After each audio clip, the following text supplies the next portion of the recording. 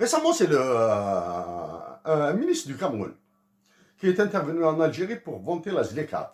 Nous disons à ce ministre, et bien sûr nous disons au président du Cameroun, Monsieur Paul Biya,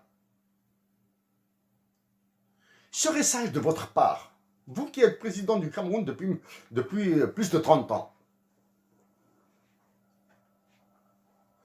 de gérer les problèmes du Cameroun, les problèmes anthropologiques du Cameroun. Nous vous rappelons que le Cameroun, nous vous le rappelons, que le Cameroun est sujet à une déstabilisation par l'identité. Sujet à une déstabilisation par l'identité.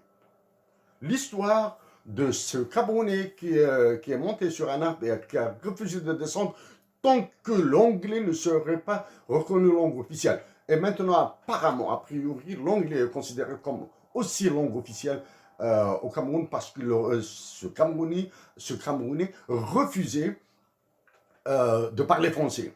De plus, vous êtes concerné par ce que nous avons dit déjà sur le franc CFA et par votre franc CFA qui est différent du franc CFA, malheureusement, qui est différent encore du franc CFA utilisé au Mali, au Niger, au Burkina et au Bénin.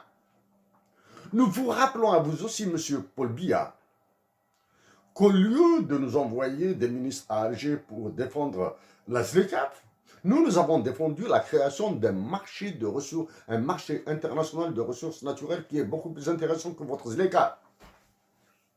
Au lieu de nous envoyer des ministres, rejoignez-nous.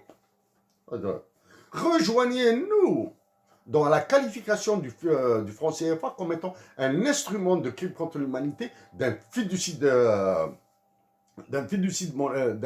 monétaire. Et rejoignez-nous pour demander l'amendement du statut de Rome pour inclure le crime par la monnaie